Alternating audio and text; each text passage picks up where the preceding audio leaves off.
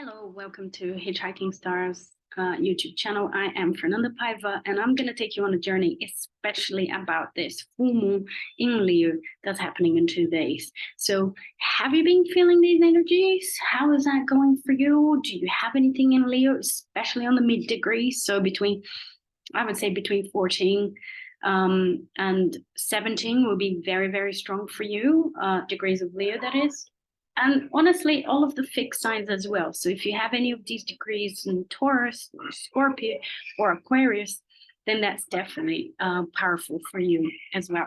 Now, if you have anything between 10 and I don't know, 20 as well, I think that's also very relevant to you.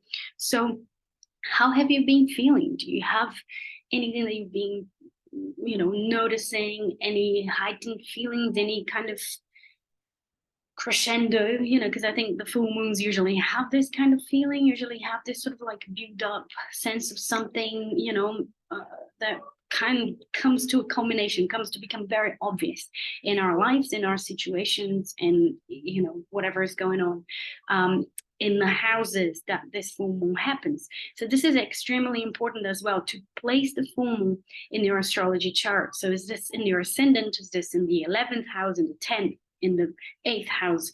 Those houses will be giving a specific information about what is going on for you personally when it comes to this full moon.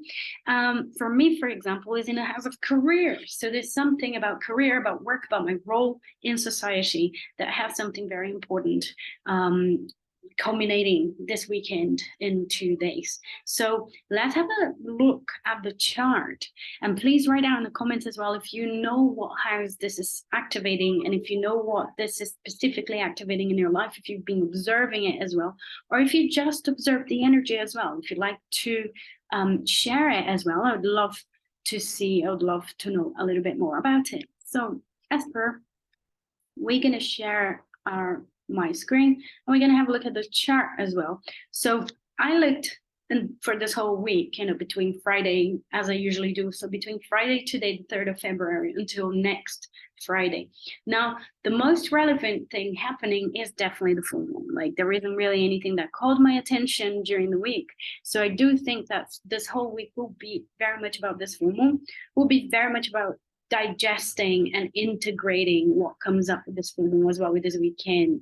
So have you got any plans for this weekend? Anything that will be happening for you there? Well, you're going to be digesting that for the whole week as well. So this is the chart for now, for Friday, the 3rd of February. As you can see, there is a Venus trine to the South Node here. Again, I talked about that last week in last week's video. I think there's something about releasing old patterns, just, a mild feeling there that we're sort of realizing things as well. But what's really important, so tomorrow, Saturday, build up of the full moon for sure, is something quite important happening in the air. We can tell, we can feel, and that's the full moon, waxing, growing, becoming bigger, larger in the sky. So some of us might find very difficult to sleep, to relax. We might find hyper and, very sort of hyper aroused. Let's put it that way. So again, share it in the comments, because I'm very curious. I love to know what you guys going through. It's usually very personal as well, because the moons, the lunations, they activate us in different ways. So there's always an element and a dimension of these that's going to be personal and unique for you. Now, that's an interesting word as well I just used, because that's what Leo is about: uniqueness, being your unique self, expressing yourself in a creative, unique way. And because full moons always work with an axis, it is about what are your unique gifts that you can share with others. So Aquarius is about others, is about communities, is about the group, is about we're all the same here, we're all equal, we deserve equal space and equal opportunities for put our voices out. And Leo is going to be right. You've got your unique voice and your unique message that you need to share with the group. So thinking about the axis of Leo and Aquarius, I think that's, at best, it is about bringing your heart into something, Leo, and sharing with others as well. So there's a unique passion there that you have that you can share with others.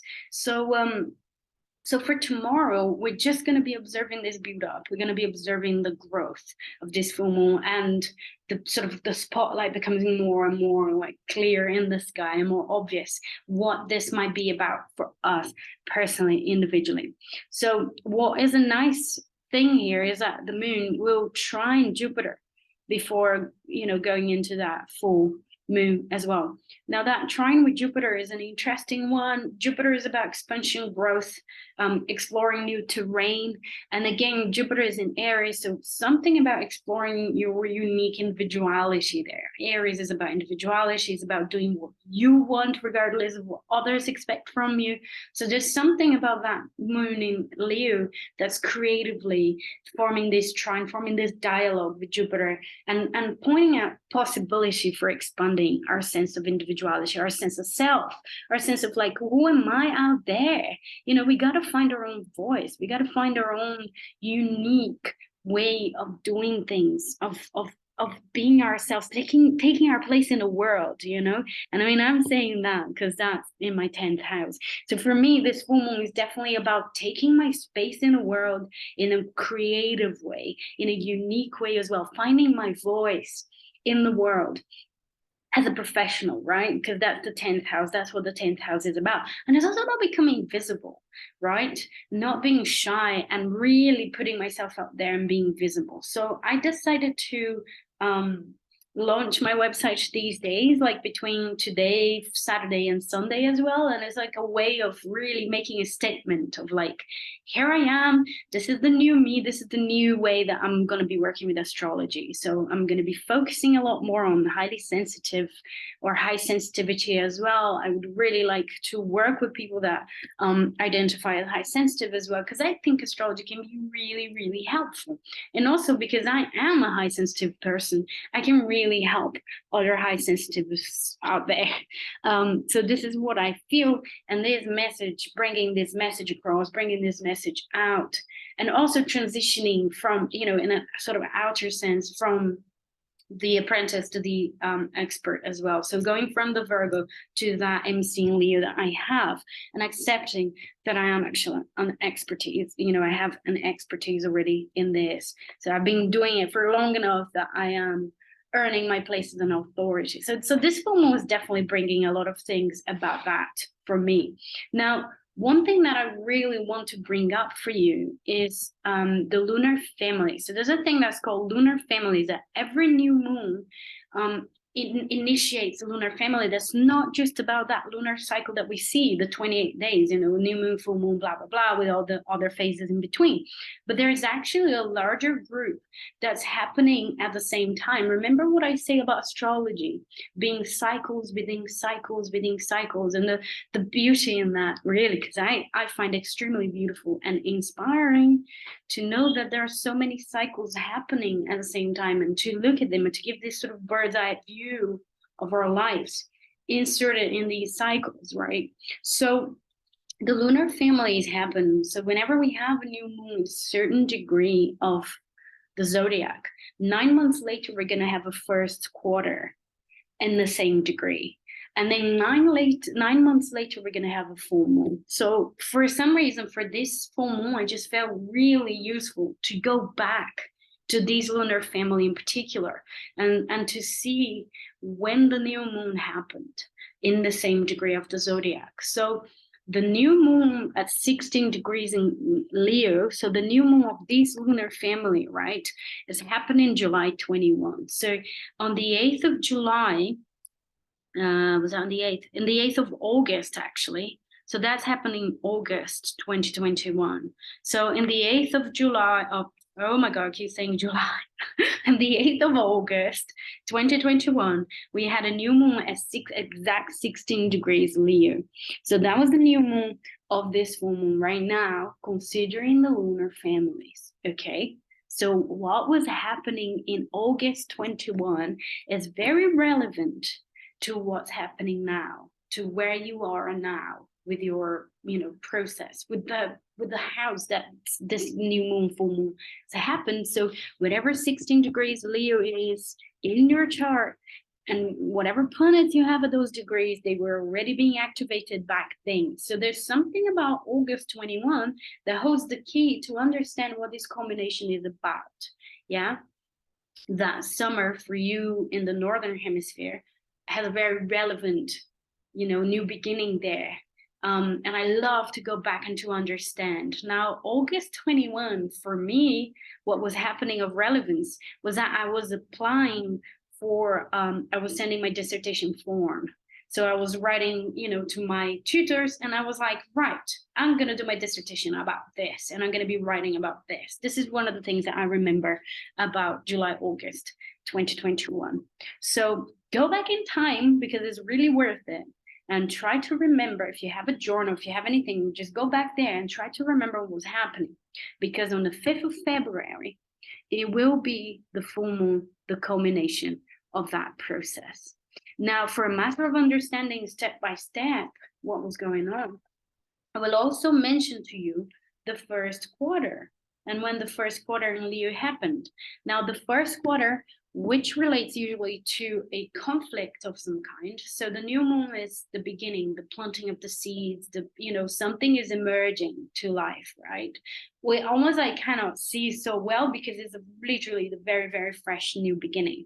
So the first quarter is a kind of, because the sun and the moon are in a square, 90 degrees with each other, it is about attention of some kind, and something that we really need to take a step, that we really need to make it happen. We're sort of immersed in the process of taking action and making that new moon, that plant, the seed that was happening, actualize somehow, right? So the first quarter of that new moon that happened in July, I keep saying July, that happened in August 2021, the first quarter happened in May 22. So whatever was happening in May 22 has a relationship to that new moon in 21 and to this full moon now as well, okay? To the combination that's happening this Sunday. Now, for me, for example, again, May 22 was when I moved to Greece. So I went from the UK to Greece to Athens. I've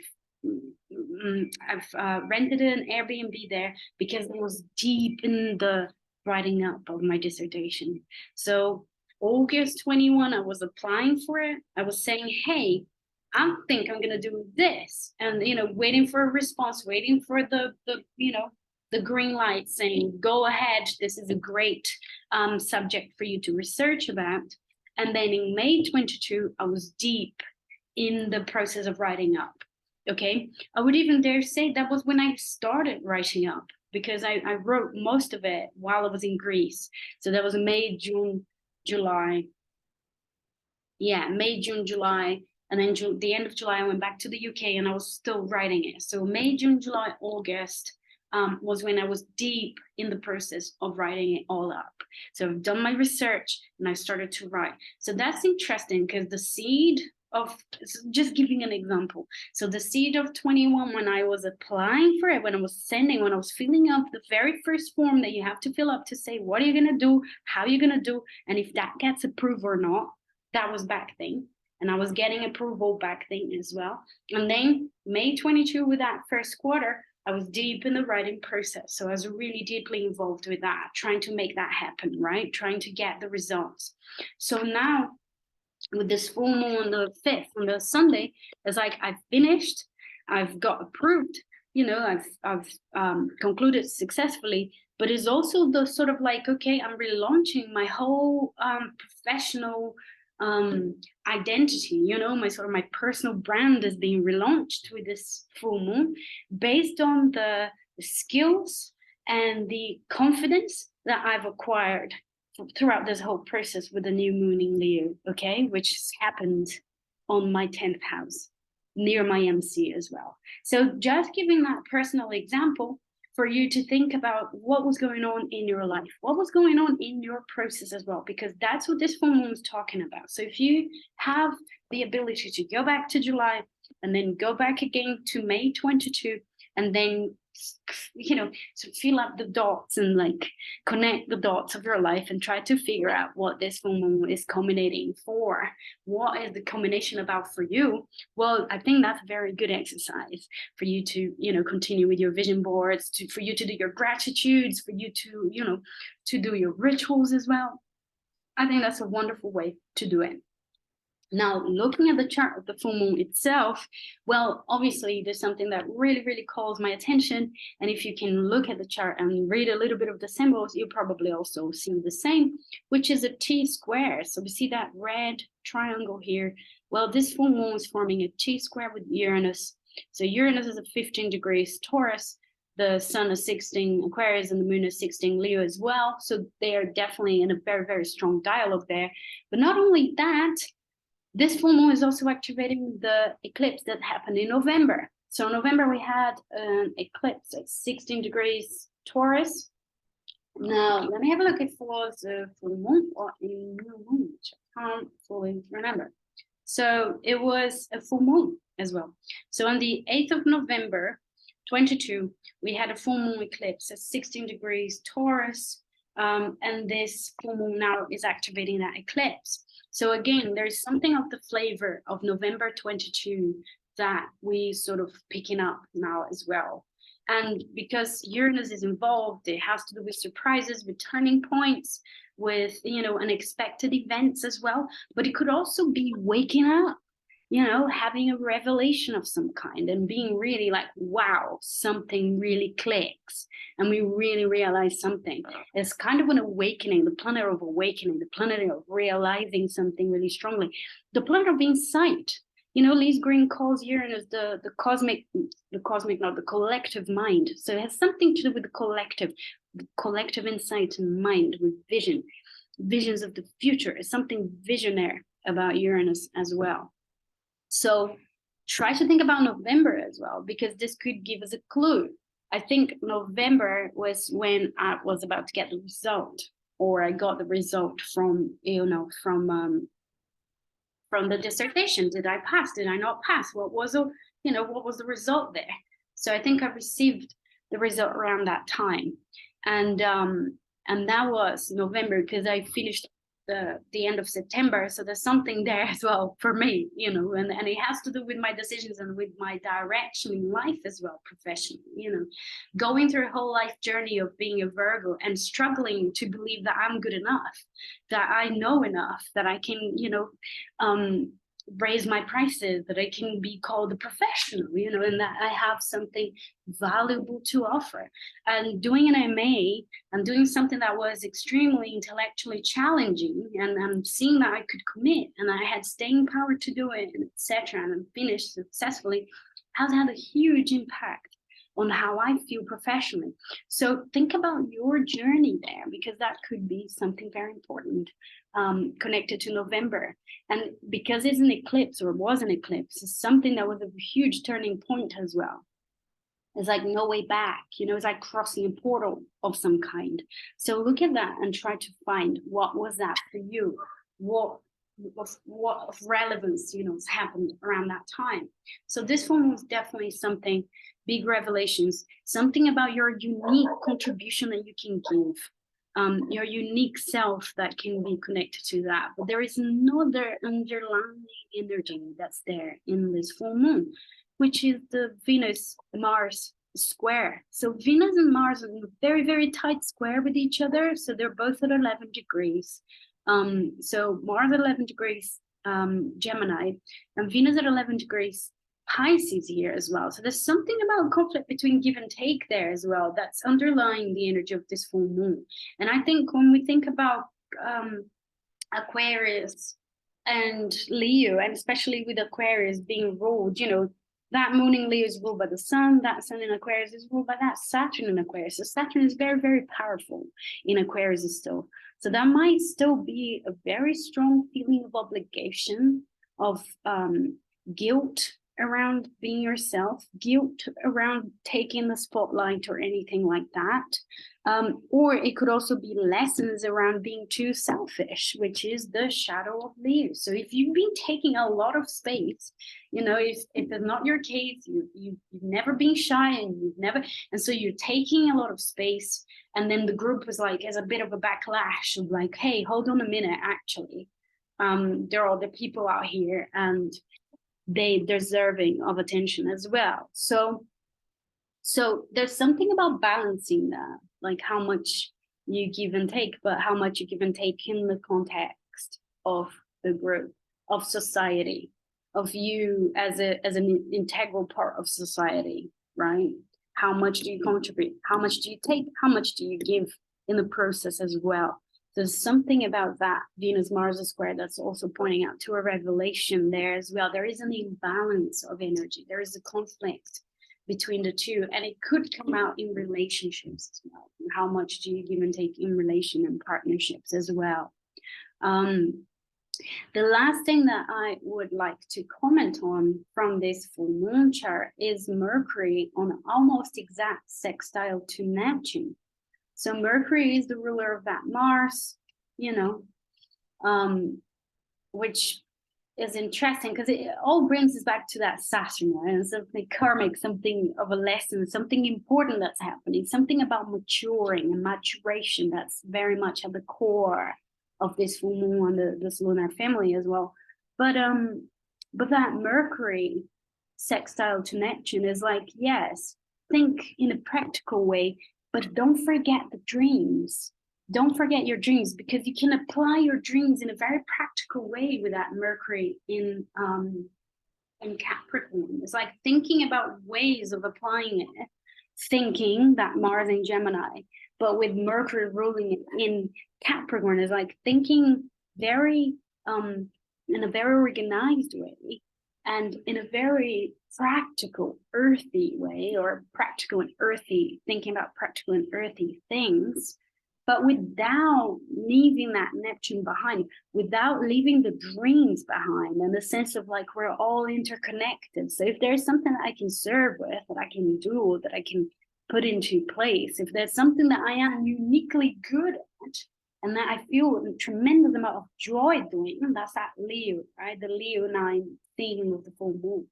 But that somehow will consider everybody else with the Aquarius, but also with that Pisces, with the Neptune, you know, because we're all part of the same whole. You know, it's like we're a part of a whole here, and we can feel each other's emotions. We can feel each other's, you know, needs as well. We're sort of in the same pool there. So serving in a creative way, bringing that creative touch with the Leo, with the Pisces, but that will serve others as well. There's something about that duality there that's really, really important in this full moon. And there's something about the way we think that can actually manifest things. And, you know, it could have intuitive insights coming to us as well during this full moon. So that's it. I don't think there is anything else that I need to say about this week. Only that Mercury will then conjoin Pluto at 28 degrees Capricorn, and I think that then we'll definitely see the patterns and the, you know, what we've been thinking and what we were thinking as well. There's something that will reach our intellect by the end of next week, you know, in a 1 week time. But I really feel that the whole week will be about integrating these energy, this Leo powerful energy of the full moon. There I go, the full moon again. So that's it. Make the most of it. Set some intentions around all of these different themes and topics that I spoke about, you know, or anything that you can think of that resonates with this as well, if you have your own take on it as well. But don't let it pass without doing anything. I think that's a very, very important and relevant full moon. It can bring a lot of insights, especially around the heart. You know, where do you put your heart into? Like, what's really important in that? Like, what makes you feel alive? And potential for healing the inner child there as well in the process. So that's it. Please let me know in the comments, how do you feel about this? What part of what I've been sharing here do you feel resonates the most with you? And if you're preparing any rituals for this thing, what are you going to be doing? So I'll be very, very interested. In the meantime, wishing you a wonderful weekend and a very powerful, beautiful, creative full moon as well for you. And I will be seeing you all next week. Until then,